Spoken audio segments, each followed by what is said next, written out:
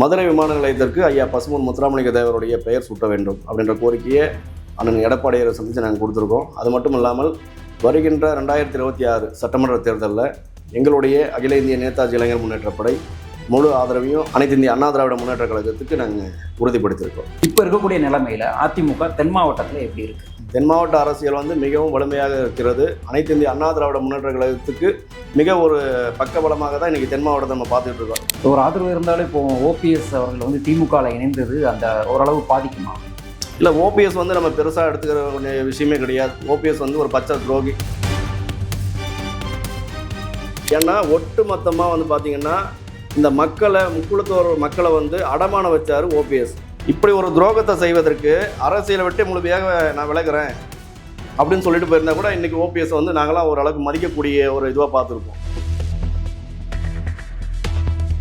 பல்வேறு மாவட்டங்களிலிருந்தும் தென் மாவட்டத்திலிருந்தும் அதிமுகவில் அண்ணன் எடப்பாடி அவரோட தலைமையில் இணைஞ்சிக்கிட்டு இருக்காங்க. அண்ணன் எடப்பாடியார் அவர்கள் வாய்ப்பு கொடுத்தாங்க. இவர் ஓபிஎஸ் தவறு இழுத்தும் துரோகம் செய்கிற மாதிரி தெரிஞ்சமே அண்ணன் எடப்பாடியார் வாய்ப்பு கொடுக்கும் போதும் இவர் என்ன பண்ணுறாரு, ஒட்டு மொத்தமாக அனைத்து இந்திய அண்ணா திராவிட முன்னேற்ற கழகத்தை தன்னோட கையகப்படுத்தி தன்னோட கைவசத்துக்கு கொண்டு குடும்ப ஆட்சி பண்ணணும் அப்படின்ட்டு ஒரு கெட்ட எண்ணத்தில் தான் வேலை பார்த்துட்டு இருந்தார். சில தலைவர்கள் திமுக பக்கம் இருக்கிறாங்க. அப்படி இருந்தாலும் இந்த பக்கம் அதிமுக பக்கம் எப்படி இருக்கிறாங்க? ஒரு சில தலைவர்கள் நீங்கள் சொல்கிறீங்க, அந்த ஒரு சில தலைவர்கள் கருணாசில் கணக்கிலே கிடையாது. ஏன் உங்கள் சின்னத்தில் நிற்கலையா அப்படிங்கிறப்ப, தோக்குற சின்னத்தில் யாராவது நிற்பாங்களா, ஜெயிக்கிற சின்னத்தில் தான் நிற்க முடியுங்கிறாரு. அப்போ அவரோட சின்னத்தையே, அதுவும் அந்த முக்குளத்தோர் புலிப்படைங்கும் போது அந்த சமுதாய சார்ந்த சின்னம், அதையே அவர் இகழ்வுபடுத்துறாரு. அப்போ சொந்த சமுதாய சின்னத்தில் நிற்கிறதுக்கு நான் நின்னா தோத்துடுவேன்ட்டு நீ சொல்லும் போது அப்புறம் மக்களோட சப்போர்ட்டு ஆதரவு உங்களுக்கு எப்படி இருக்கும்? எந்த வகையில் உங்களுக்கு முக்குளத்தோர் உங்களுக்கு ஆதரவு கொடுத்துருவாங்க?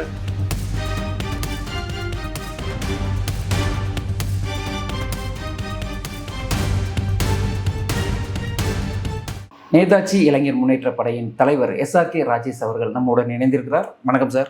வணக்கம். எப்படி இருக்கீங்க? நல்லா இருக்கேன். சமீபத்தில் அதிமுக பொதுச் செயலாளர் எடப்பாடி பழனிசாமி அவர்களை சந்தித்த நோக்கம் என்ன சார்? இப்போ நம்ம தமிழகத்தில் இருந்து நிறைய அந்த ஊழல் ஆட்சிகள் நடந்துகிட்டு இருக்குது. ஊழல் தலைவரித்து ஆடிக்கொண்டிருக்கிறது. இதெல்லாம் சரி கொண்டு வரணும். அதுவும் இல்லாமல் தமிழக மக்கள் மீண்டெழணும் அப்படின்ற ஒரு ஒற்றை கோரிக்கையும், அது மட்டும் இல்லாமல் தொடர்ச்சியாக 40 ஆண்டு காலமாக எங்களுடைய முக்குளத்தோர் ஒற்றை கோரிக்கை ஒன்று வச்சுக்கிட்டு இருக்கோம். அதை மதுரை விமான நிலையத்திற்கு ஐயா பசும்பொன் முத்துராமலிங்க தேவருடைய பெயர் சூட்ட வேண்டும் அப்படின்ற கோரிக்கையை அண்ணன் எடப்பாடியாரை சந்தித்து நாங்கள் கொடுத்துருக்கோம். அது மட்டும் இல்லாமல் வருகின்ற 2026 சட்டமன்ற தேர்தலில் எங்களுடைய அகில இந்திய நேதாஜி இளைஞர் முன்னேற்றப்படை முழு ஆதரவையும் நம்ம அனைத்து இந்திய அண்ணா திராவிட முன்னேற்ற கழகத்துக்கு நாங்கள் உறுதிப்படுத்தியிருக்கோம். அதனால் இந்த சந்திப்பு. ஓகே, இப்போ நீங்கள் அதிமுக ஆதரவு கொடுத்துருக்கீங்க. ஆனால் பெருமளவாக தென் மாவட்டத்தில் கொஞ்சம் தடுமாற்றங்கள் இருப்பதாக பேசப்படுது. இப்போ இருக்கக்கூடிய நிலைமையில் அதிமுக தென் மாவட்டத்தில் எப்படி இருக்குது? இல்லை, தென் மாவட்டத்தில் தடுமாற்றம் அப்படி இப்படின்றதுலாம் ஒன்றுமே கிடையாது. இதெல்லாம் ஒரு பொய்யான வதந்தி. தென் மாவட்ட அரசியல் மிகவும் வலிமையாக இருக்கிறது. அனைத்து இந்திய அண்ணா திராவிட முன்னேற்ற கழகத்துக்கு மிக ஒரு பக்கபலமாக தான் இன்றைக்கி தென் மாவட்டத்தை நம்ம பார்த்துக்கிட்டு இருக்கோம். ஏன்னா ஒவ்வொருத்தவங்க ஒவ்வொரு விமர்சனமும் ஒவ்வொரு கருத்தியல் வைக்கிறாங்க. இன்றைக்கி ஒட்டுமொத்தமாக அனைத்து தமிழ் சமுதாயமும் அண்ணன் எடப்பாடியாரை தலைமையேற்று ஒற்றுமையாக செயல்படணும், மக்களுக்கான ஒரு நல்லாட்சி வேணும் அப்படின்றதுனால இன்றைக்கி அண்ணன் எடப்பாடியாரோட தலைமையில் தான் இன்றைக்கி எல்லாம் வந்துட்டு இருக்காங்க. அதனால் தென் மாவட்ட அரசியல் முந்தைய ஒரு காலகட்டம் கொஞ்சம் இழுபறியாக இருந்தது. அது கடந்த தேர்தலையும் நம்ம பார்த்துருப்போம்.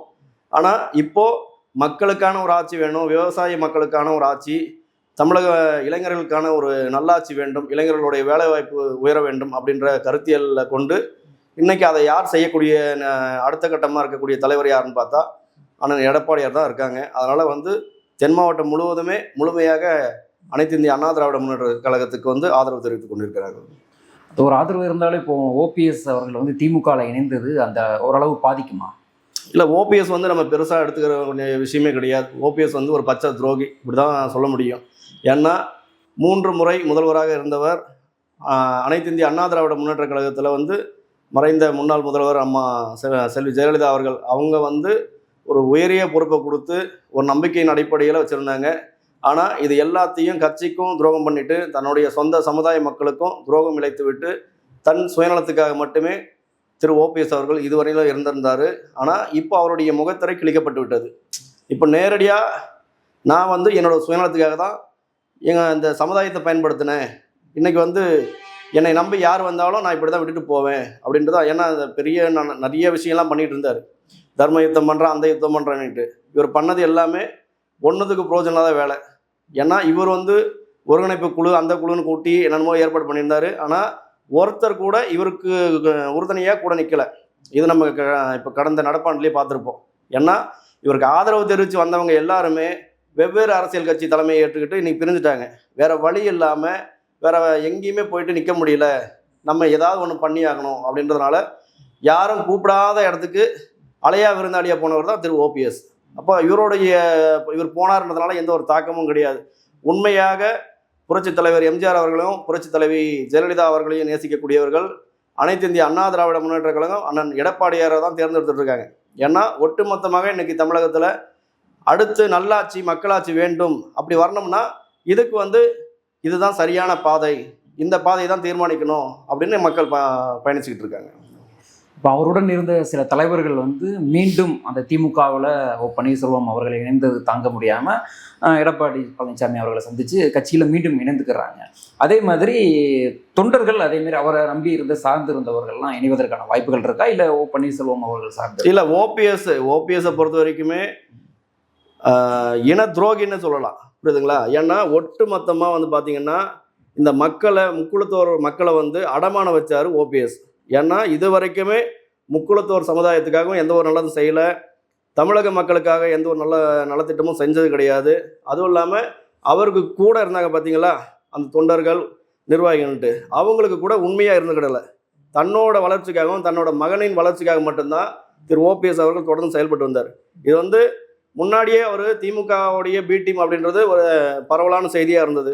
ஆனால் இப்போது காலத்தின் சூழ்நிலையில் திட்டவட்டமாக தெரிந்து விட்டது, இவர் வந்து அனைத்து இந்திய அண்ணா திராவிட முன்னேற்ற கழக கட்சியில் இருந்துக்கிட்டு திமுகவுக்கு வேலை பார்த்தவர் அப்படின்றத இன்னைக்கு மக்கள் புரிஞ்சுக்கிட்டாங்க. அதனால் இனி உண்மையாக அனைத்து இந்திய அண்ணா திராவிட முன்னேற்ற கழகத்தை நேசிக்கக்கூடியவர்கள், அந்த கட்சியை மீது பற்று உள்ளவர்கள் தொடர்ந்து இன்னும் வந்து கொண்டு தான் இருக்கிறார்கள். பல்வேறு மாவட்டங்களிலிருந்தும் தென் மாவட்டத்திலிருந்தும் அதிமுகவில் வந்து அண்ணன் எடப்பாடி அவரோட தலைமையில் இணைஞ்சிக்கிட்டு இருக்காங்க. ஓபிஎஸ் பின்னாடி யாரும் கிடையாது. ஓபிஎஸ் வந்து எதுக்கும் யூஸ் கிடையாது. ஏன்னா அறிவாலயத்தில் இன்னைக்கு வேஸ்டேஜ் எல்லாத்தையும் எடுத்து சேர்க்குற மாதிரி இன்னைக்கு திரு ஓபிஎஸ் அவர்களும் போயிருக்காரு. இவ்வளோதான் உண்மை. அவர் போகிறதுனாடி பெரிய பவர் இழக்க போகிறது இல்லை அதிமுக. கண்டிப்பாக கிடையாது. ஏன்னா அவர் பின்னாடி ஒன்றுமே கிடையாது. அவர் பின்னாடி இருந்தால் தானே செல்வாக்கு இருந்தால் சொல்லலாம், சரி ஏன் பின்னாடி ஒரு 10 மாவட்டங்கள் இருக்குது, ஒரு 20 மாவட்ட செயலாளர்கள் இருக்காங்க அப்படின்னு சொல்லலாம். எதையுமே யாருமே கிடையாது. ஏன்னா யாருக்கும் நீங்கள் உண்மையாக இருந்தது கிடையாது. இப்போ உங்களை நம்பி யாரும் வரமாட்டாங்கல்ல. இருந்தாலும் அந்த முக்குளத்தோர் சமுதாய மக்கள் வந்து அவர் நம்ம சமுதாயம் என்பது போல ஒரு வாக்களி. இந்த இடத்துல தான் இதை நல்லா புரிஞ்சுக்கிடுங்க. முக்குளத்தோர் சமுதாயம் வந்து அவருக்கு ஆதரவு கொடுப்பாங்க அப்படின்னு ஒரு பொய்யான பிம்பத்தை உருவாக்கிட்டு இருந்தார். இதை ஒரு சில மக்களும் நம்பிக்கிட்டு இருந்தாங்க. சரி, தன்னுடைய சமுதாயத்தை சேர்ந்தவர் நம்மளுடைய சமுதாயத்துக்கான ஒரு குரல் கொடுப்பாரு, ஒரு பிரதிநிதியாக நிற்பார் அப்படின்ட்டு பார்த்தாங்க. ஆனால் இவரோட மொத்த திட்டமும் பார்த்தீங்கன்னா தன்னோட சுய நலத்திற்காக, சுய வளர்ச்சிக்காக மட்டும்தான் பார்த்துட்டு இருந்தார் ஓபிஎஸ். அதில் எந்த ஒரு மாற்றமும் கிடையாது. ஓபிஎஸ்ன்னு வைக்கிறது போல அவர் ஊபிஎஸ்ன்னு வச்சுக்கலாம். ஏன்னா இப்போ ஒட்டுமொத்தமாக போயிட்டு திமுகவில் அடகு வச்சுட்டாரு. அப்போது இவரை நம்பி ஒரு ஆட்சி பொறுப்பை வந்து தமிழக மக்கள் கொடுத்துருந்தாங்கன்னா இவர் ஒட்டுமொத்தமாக என்ன பண்ணியிருப்பார், நேராக போயிட்டு அறிவாலயத்தில் அடகு வச்சுட்டு இவரும் அங்கேயே கேட்டு பக்கத்தில் உட்காந்துருப்பார். இவ்வளோதான் இதான் நடந்திருக்கும். முழுக்க அவர் அதிமுக அம்மா மறைவுக்கு பின்னர் அவர் திமுகவோட பிடிஎம்மாக இருந்தார் அப்படி. கண்டிப்பாக. ஏன்னா ஒரு உயரிய பொறுப்பை கொடுத்து 3 முறை தமிழகத்தில் முதலமைச்சராக இருந்தார். அப்படி ஒரு தகுதியை கொடுத்து தான் புரட்சித் தலைவி அம்மா அவர்கள் அவங்கள வந்து அந்த ஒரு முக்கியமான ஒரு பொறுப்பில் கொடுத்து உட்கார வச்சுருந்தாங்க. அப்போது அதுக்கு ஒரு சதவீதமாவது அந்த நன்றி விசுவாசம் உணர்வு இருந்ததுன்னா இன்னைக்கு ஓபிஎஸ் வந்து அரசியலை விட்டு விலகி இருக்கலாம். இப்படி ஒரு துரோகத்தை செய்வதற்கு அரசியலை விட்டு முழுமையாக நான் விலகிறேன் அப்படின்னு சொல்லிட்டு போயிருந்தா கூட இன்னைக்கு ஓபிஎஸ் வந்து நாங்களாம் ஓரளவுக்கு மதிக்கக்கூடிய ஒரு இதுவாக பார்த்துருப்போம். ஒட்டு மொத்தமாக எந்த கட்சியை தொடர்ச்சியாக அனைத்து இந்திய அண்ணா திராவிட முன்னேற்ற கழகம் எதிர்த்து கொண்டு இருந்ததோ அந்த கட்சியோடையே போயிட்டு நான் சேர்றேன் அப்படின்ட்டு போய் சேர்றீங்கன்னா அப்போ உங்களுடைய மனநிலை என்ன? உங்களை மாதிரி ஒரு இழிவான அரசியல் செய்யக்கூடியவர்களை மக்கள் எப்படி நம்புவாங்க? உங்களை நம்பி உங்களுடைய சமுதாய மக்கள் எப்படி வருவாங்க? எங்களோட கேள்வி.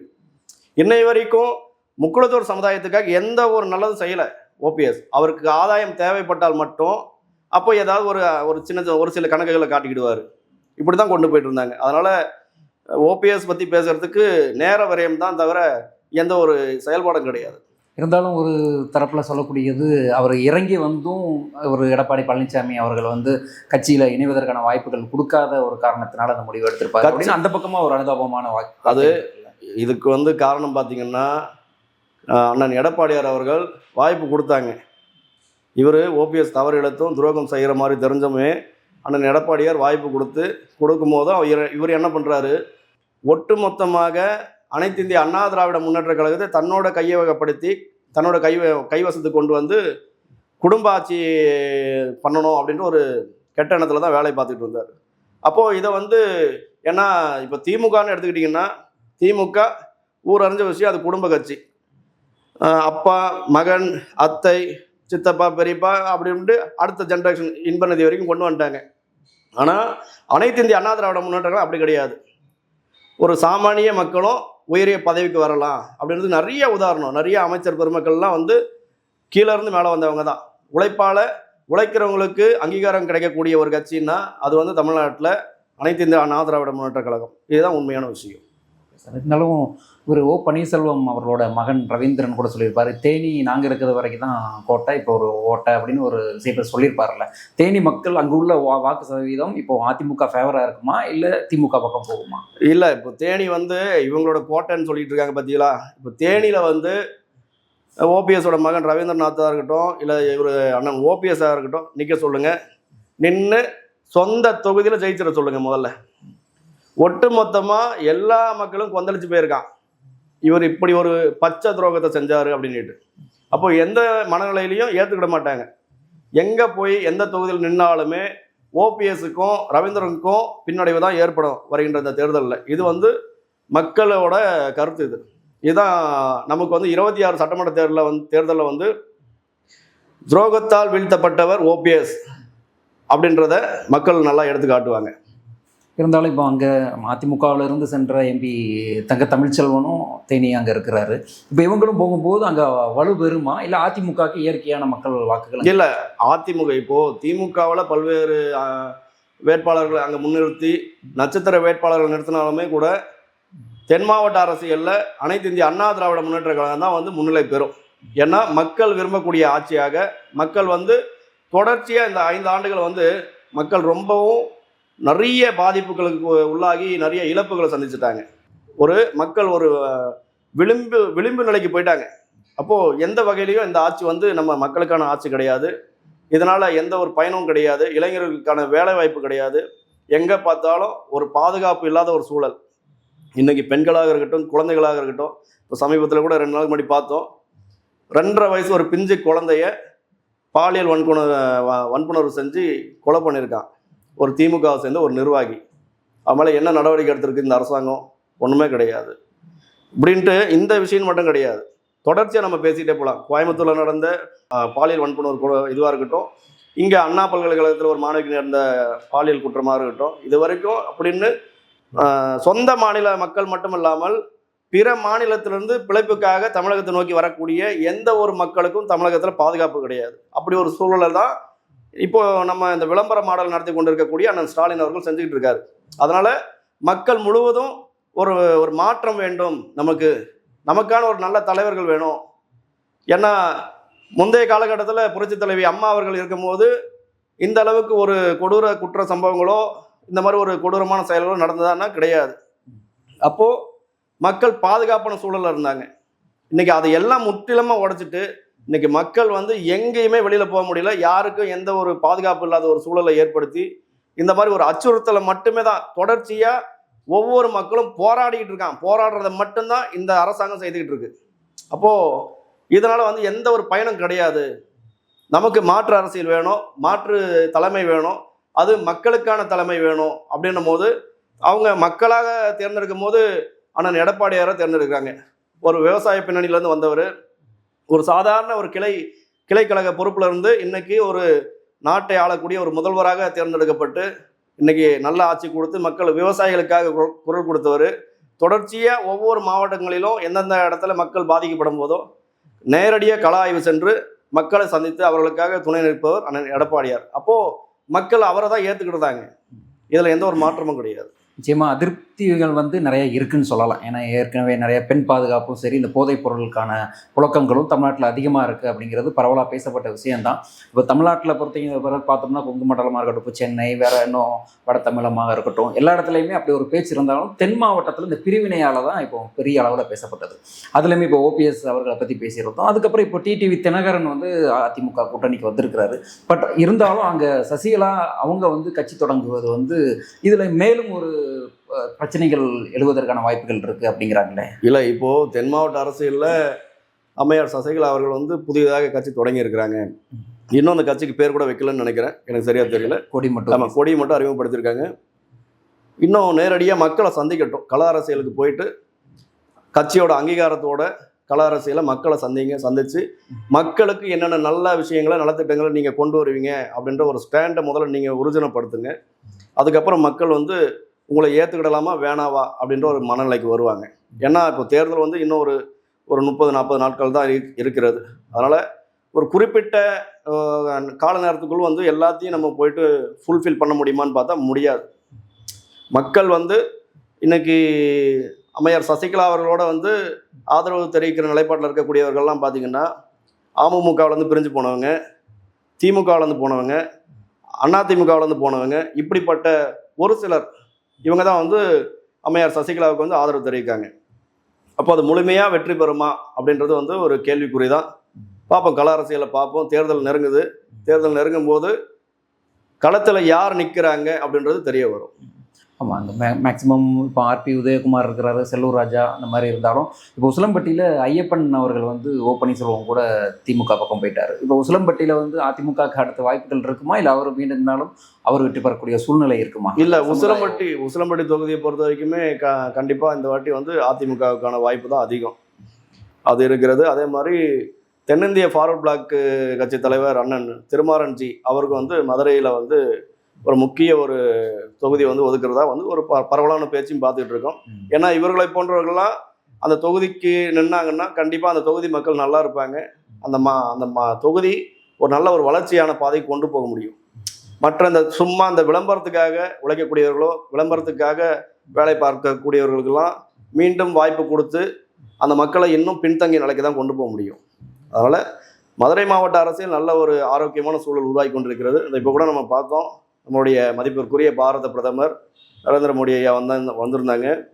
நல்ல ஒரு எழுச்சி மிக்க ஒரு இது. ஏன்னா தேசிய ஜனநாயக கூட்டணி கட்சியில் இருக்கக்கூடிய ஒவ்வொரு தலைவர்களும் மக்கள் வந்து கொண்டாடுறாங்க, மக்கள் ஏற்றுக்கிடுறாங்க. அந்த மாதிரி மற்ற கட்சி தலைவர்களை வந்து மக்கள் வந்து புறக்கணிக்கிறாங்க.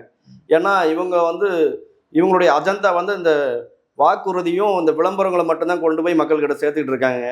நேரடியாக மக்களுக்கு ஒரு பிரச்சனை நிற்க மாட்டுறாங்க அப்படின்றது மக்கள் நல்லா தெளிவாக இருக்காங்க.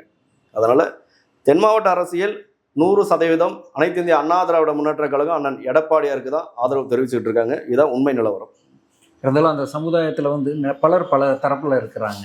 இப்போ எக்ஸாம்பிள் எடுத்துட்டோம்னா இந்த சைடு முக்குளத்தூர் புலிப்படை கருணாஸ், அப்புறம் மூவேந்தர் முன்னேற்ற கழகம் ஸ்ரீதர் வாண்டையார், அப்புறம் ஸ்ரீவைகுண்டம் சுரேஷ், அப்புறம் அங்கே தானே சார், அப்புறம் மூர்த்தி தேவர், இந்த மாதிரி ஒரு சில தலைவர்கள் வந்து திமுக பக்கம் இருக்கிறாங்க. அப்படி இருந்தாலும் இந்த பக்கம் அதிமுக பக்கம் எப்படி இருக்கிறாங்க? இங்கே ஒரு சில தலைவர்கள் நீங்கள் சொல்கிறீங்க, அந்த ஒரு சில தலைவர்கள் வந்து கருணாஸில் வந்து கணக்கிலே கிடையாது. ஏன்னா கருணாஸும் வந்து ஒரு சட்டமன்ற உறுப்பினராக வந்து இன்றைக்கும் அந்த பொறுப்பில் இருக்கிறாருன்னா அதுக்கு காரணம் யார் கொடுத்தது? புரட்சித் தலைவி அம்மா அவர்கள் வந்து கொடுத்த ஒரு வாய்ப்பு தான் கருணாஸுக்கு வந்து இன்றைக்கி வந்து ஒரு எம்எல்ஏ நிற்கக்கூடிய ஒரு ஸ்டாண்டு. அதே கட்சியிலேயே வந்து அந்த கட்சிக்கு துரோகம் இழைத்துட்டு தான் அடுத்து திமுகவில் போயிட்டு அவர் இணைஞ்சிட்டாரு. இப்போ கேட்டோம்னா நான் திமுகவில் உதயசூரியன் சின்னத்திலேயே நான் நின்று நான் ஜெயிக்க போகிறேன் அப்படின்றாரு. அப்புறம் எதுக்கு நீங்கள் தனியாக வந்து ஒரு அமைப்பு ஒரு கட்சியெல்லாம் வச்சுக்கிட்டு இருக்கீங்க? அது எல்லாத்தையும் கலைச்சிட்டு ஒட்டுமொத்தமாக நீங்கள் திமுகவுக்கு போயிடுங்க. திமுகவில் வந்து நான் திமுக கட்சியோட தொண்டேன், திமுகவிலே நின்றுக்கிறேன் அப்படின்னு சொல்லிட்டு போக வேண்டியதானே. அதில் ப்ரெஸ் மீட்லேயும் அவர் ஒரு வார்த்தை சொல்லியிருந்தாரு, ஏன் உங்கள் சின்னத்தில் நிற்கலையா அப்படிங்கிறப்ப, தோக்குற சின்னத்தில் யாராவது நிற்பாங்களா, ஜெயிக்கிற சின்னத்தில் தான் நிற்க முடியுங்கிறாரு. அப்போ அவரோட சின்னத்தையே, அதுவும் அந்த முக்குளத்தோர் புலிப்படைங்கும் போது அந்த சமுதாய சார்ந்த சின்னம், அதையே வந்து அவர் இகழ்வுபடுத்துறாரு. அப்போ சொந்த சமுதாய சின்னத்தில் நிற்கிறதுக்கு நான் நின்னா தோத்துடுவேன்ட்டு நீ சொல்லும் போது அப்புறம் மக்களோட சப்போர்ட்டு ஆதரவு உங்களுக்கு எப்படி இருக்கும்? எந்த வகையில் உங்களுக்கு முக்குளத்தோர் உங்களுக்கு ஆதரவு கொடுத்துருவாங்க? இல்லை திரு கருணாஸ் போன்றவர்கள் இன்னை வரைக்கும் முக்குளத்தோர் சமுதாயத்துக்கு என்ன பண்ணியிருக்காரு? ஏதாவது நல்லது பண்ணியிருக்காரா? ஒன்றுமே கிடையாது.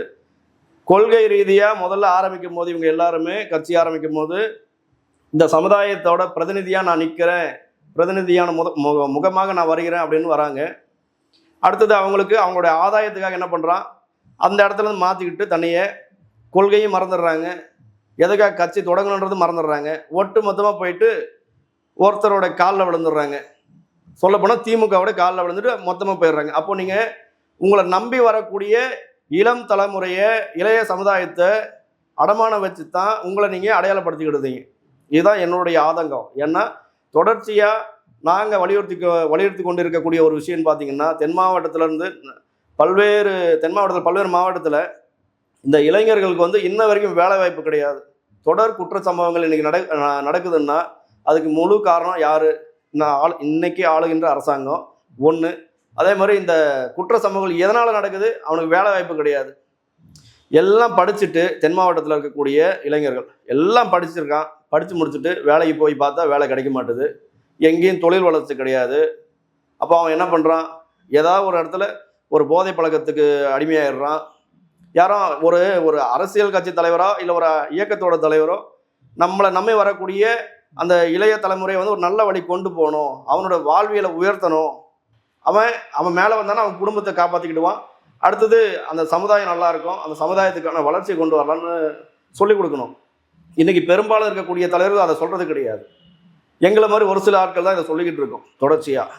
அப்போது கருணாசு போன்றவர்கள்லாம் வந்து சமுதாயத்துக்கும் நன்றி கிடையாது, தன்னை உருவாக்கிய பேர் இயக்கத்துக்கும் விசுவாசமானவர் கிடையாது. அதனால் கருணாஸ் அவர் இந்த வாட்டி தேர்தலில் அவருடைய முகத்திரை கிழிக்கப்படும்.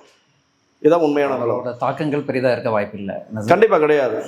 அது மட்டும் இல்லாமல் இப்போ தேர்தல் நெருங்கும் நேரத்தில் இப்போ சமீபத்தில் கூட நீங்கள் கூட நேதாஜி இளைஞர் முன்னேற்ற படை, நேதாஜி அவர்களோட பேரில் பாலம் திறக்கிறதா, அதுக்கப்புறம் வீரமங்கை வேலுநாச்சியார் அவங்களோட இது வந்து சிலைகள் திறப்பு அப்படின்னு இப்போ பண்ணுறாங்கல்ல, அதை பற்றி அதை மக்கள் வந்து கவரப்படுது. இதுதான் கரெக்டான நீங்கள் டர்னிங் பாயிண்ட் வரீங்க இப்போ தான். ஏன்னா தொடர்ச்சியாக இந்த திமுகவுடைய அவலங்களை தோலுறுத்து காட்டி கொண்டு இருக்கிறோம் நாங்கள். ஏன்னா நாங்கள் பொய்யான குற்றச்சாட்டை வைக்கிறது கிடையாது. பாதிக்கப்படும் போது இந்த மக்கள் வந்து போராட்டம் பண்ணுறாங்க, அவங்களுக்கான வாழ்வியலுக்கான போராட்டங்கள் முன்னெடுக்கும் போது அங்கே முதல் குரல் எங்களுடைய அகில இந்திய நேதாஜி இளைஞர் முன்னேற்ற படை கொடுத்துட்டு இருக்கோம். இதை எப்படி சரி காட்டலாம் அப்படின்றதுக்காக அப்போது இந்த முக்குளத்தோருடைய வாக்கும் வேணும். நம்ம மேலே கோவப்படுறவங்களை சமாதானப்படுத்தணும். ஏன்னா ஏதாவது ஒன்று கொடுத்து சரி காட்டினு. இப்போ ஒரு சிலர்லாம் பார்த்தீங்கன்னா, உனக்கு 2 தொகுதி தரேன், 1 தொகுதி தரேன், நீ என்கிட்ட வந்துடு, உன்னோட கட்சி என்கிட்ட அடமானம் வச்சுடு அப்படின்ற அந்த ஒரு தாட் ப்ராசஸில் தான் இன்றைக்கி நிறைய பேர் கட்சி ஆரம்பிக்கிறாங்க, நேராக கொண்டு போயிட்டு திமுகவில் கொடுத்து திமுகவில் சேர்ந்துடுறாங்க. அப்போது தொடர்ச்சியாக தமிழக முதல்வருக்கு நாங்கள் நிறையா போராட்டங்கள், நிறைய அழுத்தங்களும் கொடுத்துக்கிட்டு இருந்தோம். மக்களுக்கான குரலை முன்னெடுத்து பேசிகிட்டு இருந்தோம். அதனால தான் இத்தனை வருஷம் 5 வருஷம் ஆயிடுச்சு தமிழக முதல்வர் அண்ணன் ஸ்டாலின் அவர்கள் ஆட்சிக்கு வந்து. இந்த 5 வருஷத்தில் ஒரு வாட்டி கூடவா நேதாஜியோடைய பெயரும் நேதாஜியோடைய புகழும் தெரியாமல் போடுச்சு? எங்களோட கேள்வி அது. அப்போது உங்களை கேள்வி கேட்டுக்கிட்டே இருக்கோம்னா அப்போ அவங்கள சரி கட்டணும், அவங்க வாயை மூடணும். அதுக்கு என்ன பண்ணலாம்? அவர்களுடைய தலைவர்களுக்கு ஒரு அங்கீகாரத்தை நமக்கு கொடுக்குற மாதிரி காட்டுவோம், ஒரு போலியான ஒரு விளம்பரத்தை ஏற்படுத்துவோம் அப்படின்னு அந்த மாதிரி பண்ணதுனால தான் எங்களுடைய மாவீரன் தேசத்தந்தை நேதாஜி அவர்கள் பேரில் வந்து பாலமோ, வீர பேரரசி வேலுநாச்சியாருக்கான ஒரு பேரில் ஒரு பாலமும் வந்து மதுரையில் திறந்து வைக்கிறேன். அப்போ இந்த முக்குளத்தோட ஓட்டு வாங்கிடலாம். இவங்களோட அரசியல் உள்ளதான், மலிவான அரசியல் இவங்க பண்ணுறது. இந்த மாதிரிலாம் சில விஷயங்கள் நம்ம கொண்டு போகிறோம்னா அப்போ இந்த சமுதாய மக்கள் நம்ம சமுதாயத்துக்காக குரல் கொடுக்காரு, நம்மளுக்காக நிற்கிறாரு அப்படின்னு ஒரு போலியான ஒரு பிம்பத்தை உருவாக்கிடுவாங்க அப்படின்னு எவ்வளோ விளம்பரத்தை கொடுக்குறாங்க. இந்த விளம்பரங்கள்லாம் நம்ம பார்ப்போம், பார்த்துட்டு அதை வந்து இக்னோர் பண்ணிட்டு போயிட்டே இருப்போம், ஸ்கிப் பண்ணிட்டு போயிடுவோம். ஏன்னா களத்தில் வந்து மக்களோட உணர்வுக்கும் மக்களுடைய வாழ்வியலுக்கும் யார் துணை நிற்காங்களோ அவங்களுக்காக தமிழக மக்கள் உண்மையாக இருப்பாங்க. இதுதான் உண்மையான நிலவரம். எடப்பாடி பழனிசாமி அவர்களும் வந்து இப்போ பவர்ஃபுல்லாக வந்துட்டு இருக்கிற மாதிரி இப்போ நிறைய பிரச்சாரங்கள் போகிறாங்க, க்ரௌடெல்லாம் இருக்குது அவருக்கு. அந்த தாக்கங்கள் வந்து இப்போ முக்குளத்தோர் சமுதாயம் இல்லாமல் பிற சமூகங்கள் தென் மாவட்டத்தில் அவருக்கு ஆதரவு எப்படி இருக்குது? இல்லை, இப்போது எடுத்துக்கிட்டிங்கன்னா இப்போது இன்னும் தேர்தல் தேதி அறிவிக்கப்படலை. ஆனால் இப்போ வரைக்குமே அண்ணன் எடப்பாடி அவர்கள் வந்து முழுவதுமாக ஒரு 80% சுற்றுப்பயணத்தை முடிச்சிட்டாரு. மக்களை சந்திச்சிட்டாங்க. மக்கள் போகிற பகுதி எல்லாமே ஒரு நல்ல ஒரு ஆரவாரமாக மக்கள் வரவேற்பில் இருந்து எல்லாரும் ஒரு தன்னெழுச்சியாக வந்து நிற்கிறாங்க. இதுவே இப்போது திமுகவில் போயிட்டு பார்த்தீங்கன்னா இன்னும் அந்த தேர்தலுக்கான எந்த ஒரு இதுவுமே கிடையாது. ஆனால் அவங்களும் ஏதாவது ஒன்று மாநாடு போடுறேன், மகளிர் மாநாடு, ஆண்கள் இளைஞர் மாநாடு அப்படின்றாங்க. இளைஞர் மாநாடுன்னா 60 வயசுக்கு மேலே இருக்கவங்கள தான் இளைஞர்னு திமுகவில் வச்சுருக்காங்க. இதுதான் உண்மை நிலவரம். பெண்கள் மாநாடுன்னு எடுத்துக்கிட்டோம்னா வட மாநிலத்தில் வந்து பெண்களை கொண்டுட்டு வந்து மாநாடு நடத்துகிறாங்க. இப்படி ஒரு அவலமான ஆட்சியை தான் திமுக தொடர்ச்சியாக பண்ணிகிட்டு இருக்குது. அந்த வகையில் இங்கே அனைத்து இந்திய அண்ணா திராவிட முன்னேற்ற கழகம் வந்து மிக ஒரு தன்னெழுச்சியாக வந்து செயல்பட்டு கொண்டிருக்கிறது. அந்த வகையில் வந்து முழுவதுமாக மக்கள் எல்லாம் ஒன்றிணைந்து செயல்பட ஆரம்பிச்சிட்டாங்க. இது முக்குளத்தோர் சமுதாயம் மட்டுமல்லாமல் அனைத்து சமுதாயமும். இப்போது உதாரணத்துக்கு எடுத்துக்கலாம், தேவேந்திர குல வேளாளர்கள் இந்த சமுதாய மக்கள் வந்து தொடர்ச்சியாக கோரிக்கை வச்சுட்டு இருக்காங்க. பட்டியல் வெளியேற்றம் வேணும் அப்படின்னு சொல்லிட்டு. அதுக்காக அண்ணன் எடப்பாடியார் அவர்களும் பேசிக்கிட்டு இருக்காங்க. பிள்ளைமார் சமுதாயம், கவுண்டர் சமுதாயம், இன்னும் நிறைய வன்னியர் சமுதாய மக்கள், எல்லா சமுதாய மக்களும் தொடர்ச்சியாக இன்னைக்கு நல்ல ஆதரவு கொடுக்க ஆரம்பிச்சுட்டாங்க. நேரடியாக வந்து கள அரசியல் பண்ணுறாருன்றதுனால மக்கள் வந்து நல்ல ஆதரவு கொடுத்துட்டு இருக்காங்க. இதுதான் தென் மாவட்ட அரசியல்.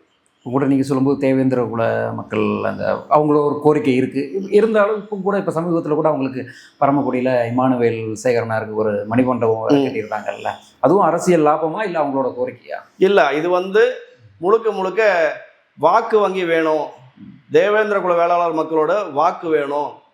அப்போது இமானுவேல் சேகரன் அவருக்கு வந்து ஒரு மணிமண்டபத்தை கட்டுவோம். அந்த மணிமண்டபத்துமே இவங்க வந்து ஒரு உணர்வோடு கட்டியிருந்தாங்கன்னா அந்த மக்களுக்காக இந்த மணிமண்டபத்தை கட்டுறேன்னு சொல்லி திமுக அரசாங்கம் பண்ணியிருந்தா சந்தோஷப்பட்டிருப்போம். அதை முதல்ல இவங்க என்ன பண்ணாங்க, காட்சிப்படுத்தினது இமானுவேல் சேகரன் அரங்கம்னு தான் வச்சாங்க. அப்போது உங்களுடைய மனநிலை வந்து முற்றிலுமாக வந்து அந்த சமுதாயத்தோட வளர்ச்சிக்கோ அந்த சமுதாயத்துக்கான ஒரு நல்ல விஷயத்துக்காக கிடையாது. இதுவே கலைஞர் பேரில் நீங்கள் பேருந்து நிலையம் திறக்கிறீங்க, எல்லாமே கலைஞர் பேரில் பெரியார் பேர்லன்னு திறக்கிறீங்க.